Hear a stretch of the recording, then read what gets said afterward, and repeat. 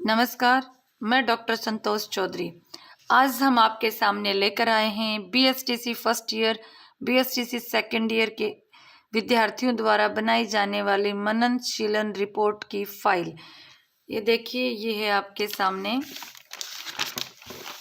सबसे पहले हम फाइल के अंदर बनाते हैं इंडेक्स। हमारे सामने एक सबसे बड़ी बात यह आती है कि बालकों के द्वारा यह फाइल क्यों बनाई जाती है और कब बनाई जाती है, इस फाइल को बनाने की उपयोगिता क्या है। जब बालक अपनी इंटर्नशिप के लिए महाविद्यालय से विद्यालय में जाते हैं, यानी स्कूलों में जाते हैं इंटर्नशिप के लिए, तो उनके दिमाग में एक छवि होती है कि हम जहाँ पर इंटर्नशिप के लिए जा रहे हैं वहाँ का स्कूल कैसा होगा। फिर वे उस स्कूल में जाते हैं, फिर उस स्कूल को देखकर उनके पूर्व अनुमान, यानी पूर्व में जो उन्होंने मननशीलन किया था उसमें, और वहाँ स्कूल में जाने के बाद जो वर्तमान में उनके सामने विद्यालय उसके सामने आता है, तो फिर उसमें उन दोनों में अंतर लगता है।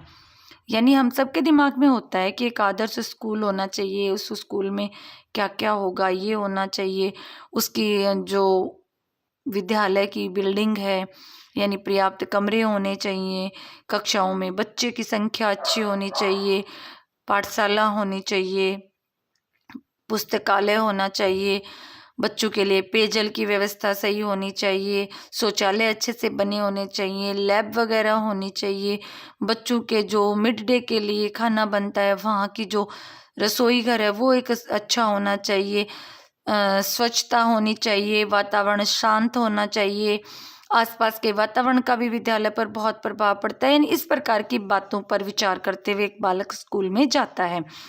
फिर वो वहाँ जाकर वहाँ के स्कूल को और वहाँ के माहौल को देखता है। उसके बाद वह अपनी इंटर्नशिप के बाद वापस आते समय अपनी एक फाइल तैयार करके लेके आता है उस स्कूल से संबंधित, और वही चीज कहलाती है मननशीलन। ये देखिए, हमने सबसे पहले इस फाइल के अंदर विषय सूची तैयार की है। इसके बाद देखिए हमारा पेज नंबर 1। पेज नंबर 1 में देखिए मननशीलन की जो रिपोर्ट तैयार की जाती है उसके अंदर हम कौन कौन से पॉइंट लेकर आते हैं। पहला, विद्यालय में शैक्षिक पक्ष कैसा है। क्या विद्यालय में पाठ्य सहगामी क्रियाएं यानी सह शैक्षिक पक्ष भी है। विद्यालय में भौतिक संसाधनों का जो उपलब्ध हैं वो सही हैं। विद्यालय के परिवेशगत जो प्रभाव है, यानी आसपास का जो वातावरण है उसका उसके ऊपर क्या प्रभाव पड़ता है। क्या विद्यालय में सामुदायिक पक्ष प्रभावी है या नहीं है। फिर इसके बाद आप अंत में अपना अनुभव व धारणा प्रस्तुत करते हैं कि मेरा ये पूर्व में अनुभव था और वर्तमान समय में इस स्कूल ने हमें इस प्रकार से प्रभावित किया, और अंत में आप करेंगे निष्कर्ष। और इस प्रकार से ये हमारी मननशीलन रिपोर्ट के पॉइंट्स बनते हैं। तो इन्हीं पॉइंट्स के अंतर्गत हम पहला लेते हैं विद्यालय में शैक्षिक पक्ष, और इसके अंदर हम बताते हैं कि जो आरटी 2009 के अनुसार बालक की शिक्षा को लेकर जो अधिकार दिए गए, उन अधिकारों को देखते हुए इस विद्यालय के अंदर जो शैक्षिक पक्ष है वो किस प्रकार का है वो हमने पेज नंबर 1 के ऊपर बताया है। ये पेज नंबर 2 है। पेज नंबर 2 पर यह तो हमारे पहले वाले पॉइंट का मैटर ही है, और हमारा दूसरा पॉइंट आता है सह शैक्षिक पक्ष, यानी विद्यालय के अंदर जो शिक्षा के साथ साथ अन्य सहगामी क्रियाएं यानी अन्य सह शैक्षिक पक्ष के ऊपर जो कार्यक्रम आयोजित किए जाते हैं वो बच्चों के सर्वांगीण विकास हेतु बहुत अच्छे होते हैं। तो यहाँ पर इस सह शैक्षिक पक्ष के अंतर्गत हमने हमारे स्कूल में देखा कि विभिन्न प्रकार की प्रतियोगिताएं होती हैं। ये हमारे पेज नंबर 3 पर हमने उन चीज़ों को दिखाया गया है कि इस प्रकार से इन गतिविधियों का बालक के विकास पर क्या प्रभाव पड़ता है। बालक का बौद्धिक विकास के साथ साथ शारीरिक और संज्ञानात्मक विकास भी होता है, और जो अन्य गतिविधियां हैं यानी पाठ्य सहगामी जो क्रियाएं वो बालक में संवेगात्मक विकासों में भी वृद्धि करती हैं। यहाँ हमारा प्रश्न बनता है कि पाठ्य सहगामी क्रियाएं विद्यालयों में क्यों करवाई जाती हैं। पाठ्य सहगामी क्रियाएं या सह शैक्षिक गतिविधियां विद्यालयों में बालक के सर्वांगीण विकास हेतु की जाती हैं। कक्षा में बालक का भौतिक विकास होता है, लेकिन पाठ्य सहगामी क्रियाओं में बालक का मानसिक, शारीरिक, बौद्धिक संवेगात्मक यानी सभी पक्षों में, संज्ञानात्मक सभी पक्षों में बालक का विकास होता है। सह शैक्षिक पक्ष में बालक का सामाजिक विकास भी बड़ा तीव्र गति से होता है, क्योंकि इस प्रकार की क्रियाओं में बच्चे ग्रुप में यानी समूह में कार्य करते हैं और उस समूह में कार्य से सामाजिकता की भावना का विकास होता है। ये हमारा प्रश्न बनता है। अब आता है कि सह शैक्षिक पक्ष के अंदर क्या क्या कार्यक्रम होते हैं। सांस्कृतिक कार्यक्रम करवाए जाते हैं, कोई भी त्योहार वगैरह, जैसे मान लीजिए कोई राजनीतिक पर्व आ गया है, या फिर जैसे मान लीजिए कोई राष्ट्रीय पर्व आ गया है, या अभी देखिए जैसे 26 जनवरी आएगी तो स्कूलों में 26 जनवरी मनाई जाती है, तो बच्चों को किस प्रकार से रंगोली के लिए समूह तैयार किए जाते हैं। कोई राष्ट्रीय गान के लिए समूह तैयार होता है, राष्ट्रीय गीत के लिए होता है, एक ग्रुप तैयार किया जाता है। जो जो झंडा फहराया जाएगा उसके अंदर जो कार्यक्रम होता है उसके बारे में करेगा। तो यानी इस प्रकार से सांस्कृतिक कार्यक्रम हो गई, उसके बाद खेल प्रोग्राम हो गई, विभिन्न प्रतियोगिताएं हो गई और अन्य गतिविधियां इसके अंतर्गत आती है। इसके बाद हमारा आता है पेज नंबर 4।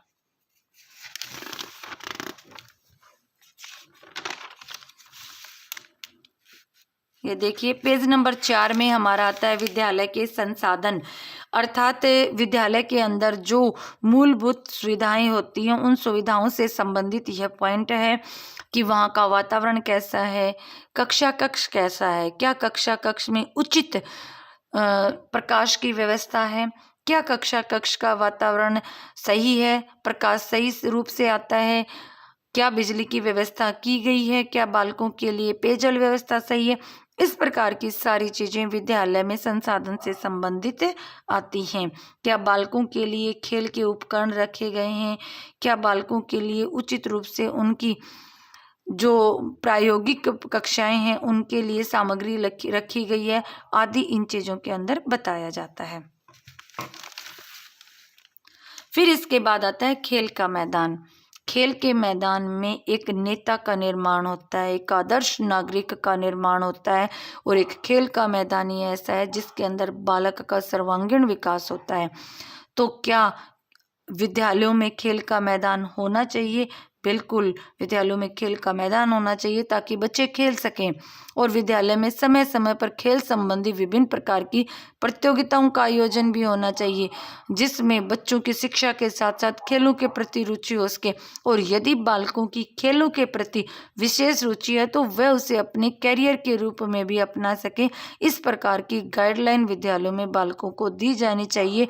ये खेल के मैदान वाले पॉइंट में हमने लिखा है। इसके बाद आता है फर्नीचर व्यवस्था। विद्यालय में जो फर्नीचर है क्या उसकी उचित व्यवस्था की गई है?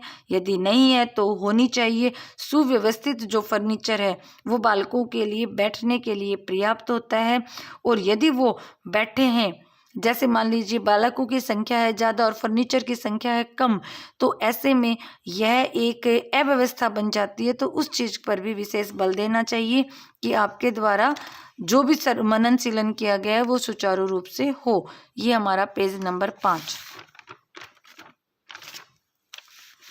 इसके बाद आता है हमारा पेज नंबर 6, और जिसमें सहायक सामग्री यानी शिक्षा से संबंधित बात पूछी गई है। यहाँ हमारा प्रश्न बनता है कि सहायक सामग्री किसे कहते हैं।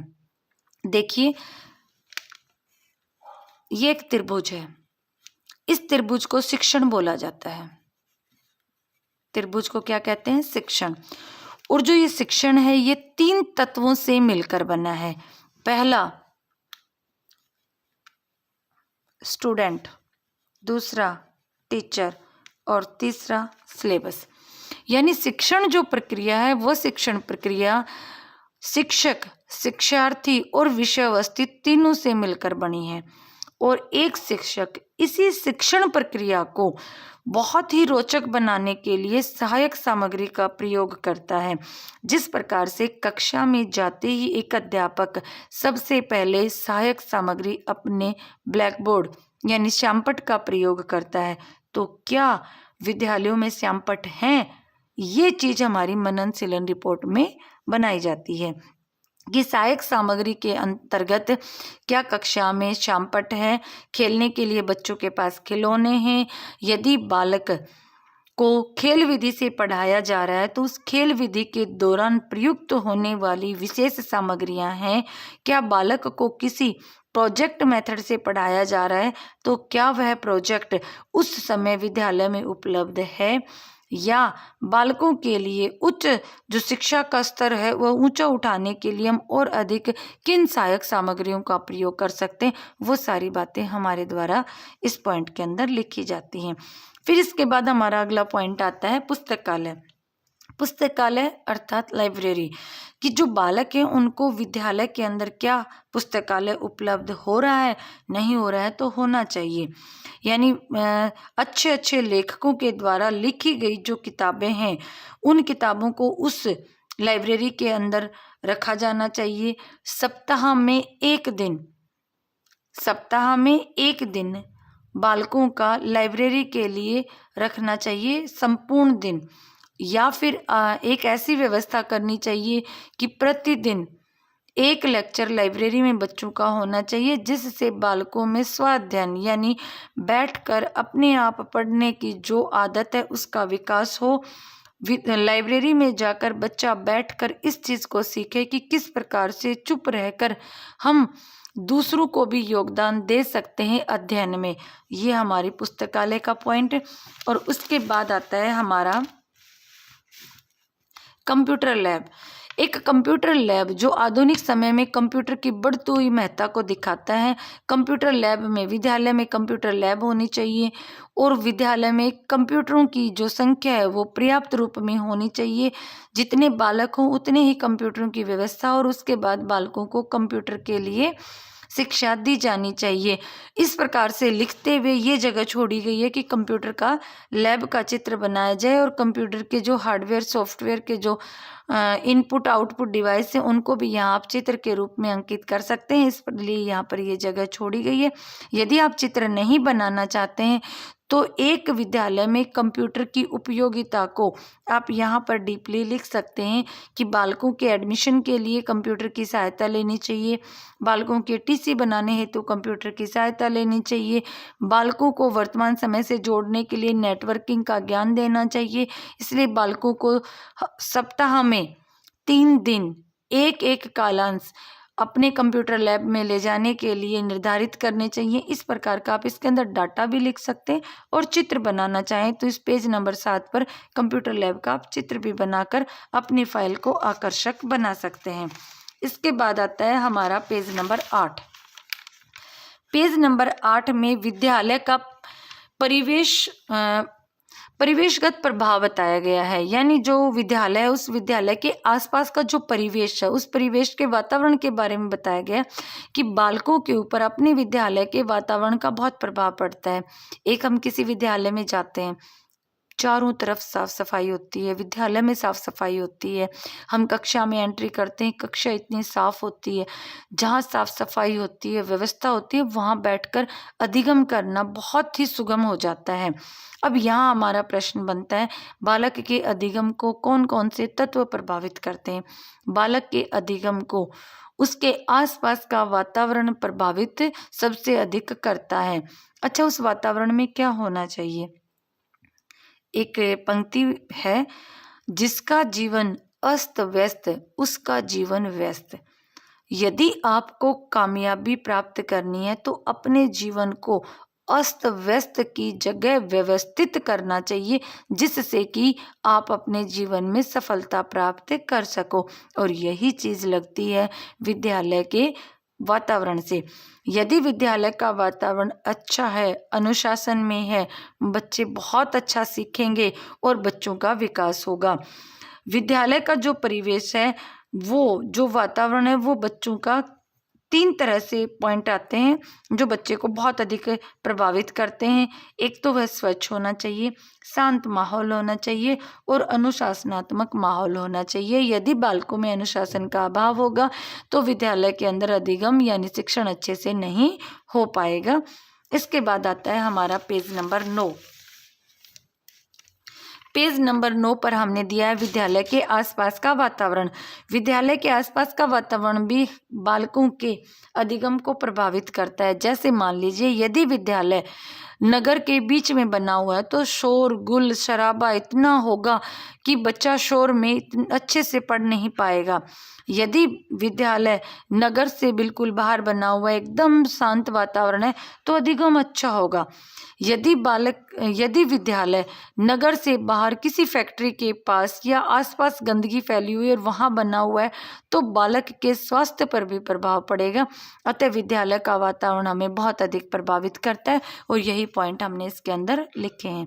इसके बाद आता है सामुदायिक पक्ष। शिक्षा और जो समाज है उनका आपस में गहरा संबंध है। विद्यालय में समाज के नियम कायदे कानून आदि सिखाए जाते हैं और यहीं से बालक सामाजिकता सीख कर जाता है। समाज में फैली हुई बुराइयां और उन बुराइयों के प्रति बालक को सचेत रहना कक्षा में ही सिखाया जाता है। एक कक्षा ही ऐसी है जो बालक के अंदर सामुदायिकता का विकास कर भी सकती है, सांप्रदायिकता का विकास भी कर सकती है और वहाँ इसकी अपेक्षा बालक को एक अच्छे नागरिक के रूप में सभी धर्मों के प्रति सहनशीलता और सभी धर्मों का आदर करने वाला भी बना सकते हैं। और इन्हीं चीज़ों को हमने इस पॉइंट के अंदर दिया गया है कि बालक को कक्षा में सिर्फ और सिर्फ किताबी ज्ञान न दिया जाए, अपितु उसके साथ बालक को व्यवहारिक ज्ञान भी दिया जाना चाहिए, जिससे कि वह अपने जीवन में सफल हो सके। क्योंकि अकेला किताबी ज्ञान बालक को सफलता नहीं दिलाता है, अपितु बालक को सफल होने के लिए आध्यात्मिक ज्ञान के साथ साथ व्यवहारिक ज्ञान भी आना चाहिए। ये सारे पॉइंट हमने इसके अंदर लिखे हैं।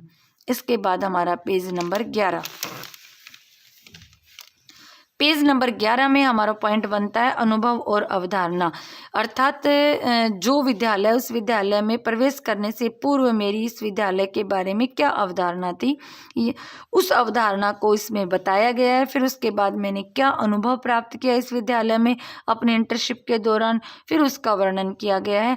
और फिर बताया गया कि वर्तमान समय के जो विद्यालय हैं उनकी जो शिक्षा प्रणाली है वह किस प्रकार की है, और उस शिक्षा प्रणाली को और वर्तमान समय में जिस स्कूल में वह बालक इंटर्नशिप दे के आया है उसकी शिक्षा प्रणाली में कहाँ आपस में अंतर पाया गया है, उस अंतर को इसके अंदर लिखा गया है। इसके बाद आता है पेज नंबर 12। पेज नंबर 12 में निष्कर्ष प्रस्तुत किया गया और बताया गया कि संविधान में 6 से लेकर 14 वर्ष तक के बच्चों के लिए निःशुल्क अनिवार्य शिक्षा का प्रावधान दिया गया है और इन्हीं नियमों को कठोरता के साथ विद्यालयों में लागू करना चाहिए। बच्चे को मन लगाकर पढ़ाना चाहिए। ऐसे नहीं कि हमें बालक आया है उसकी इच्छा नहीं है तो हम नहीं पढ़ाएंगे, बालक की इच्छा नहीं बल्कि बालक के अंदर हमारे द्वारा इच्छा उत्पन्न करनी चाहिए। एक अध्यापक का काम होता है कि बालक को मोटिवेशन दे। यदि बालक की पढ़ने में रुचि नहीं है, वह तत्पर नहीं है, तो एक अध्यापक को उसके अंदर तत्परता लानी चाहिए, उसके अंदर जिज्ञासा उत्पन्न करनी चाहिए और फिर बालक को शिक्षण कराना चाहिए। बहुत ही सुचारू रूप से शिक्षण किया जा सकता है। जैसे कि एक उदाहरण है, हम घोड़े को, यदि किसी घोड़े को प्यास नहीं लगी है तो हम घोड़े को लेकर पानी तक ला सकते हैं। यदि वो पानी तक नहीं आ रहा है, हम 10 आदमी मिलेंगे, उसे खींचेंगे और उसे पानी तक लेकर आएंगे, उसके मुंह को दबाकर हम पानी में डुबो देंगे, घोड़ा पानी फिर भी नहीं पिएगा। क्यों? क्योंकि उसको प्यास नहीं है। इसी तरह से एक बालक भी होता है। यदि बालक की पढ़ने में रुचि नहीं है तो उस बालक को आप कैसे पढ़ाओगे? उसके लिए आपको मोटिवेशन देना होगा। अर्थात जो घोड़ा था जो पानी नहीं पी रहा था, हम वापस अपने उदाहरण के पास आ रहे हैं, जिस प्रकार से वह घोड़ा पानी नहीं पी रहा था, अब एक सवार को क्या करना चाहिए? उस घोड़े पर सवारी करनी है, घोड़े को चारों तरफ जोर से दौड़ाना है। घोड़ा चारों तरफ दौड़ेगा, दौड़ने के बाद उसको प्यास लगेगी, अब बिना ले जाए घोड़ा पानी के पास आएगा और पानी पी लेगा। अब हम जाते हैं कक्ष में।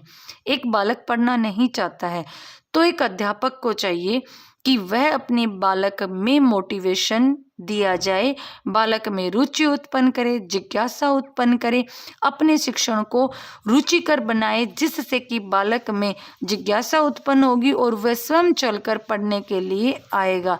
इस प्रकार के कार्यक्रम कक्षाओं में और विद्यालयों में होने चाहिए। यही हमारे द्वारा तैयार की गई मननशीलन रिपोर्ट थी। हमारी फाइल कंप्लीट होती है। धन्यवाद।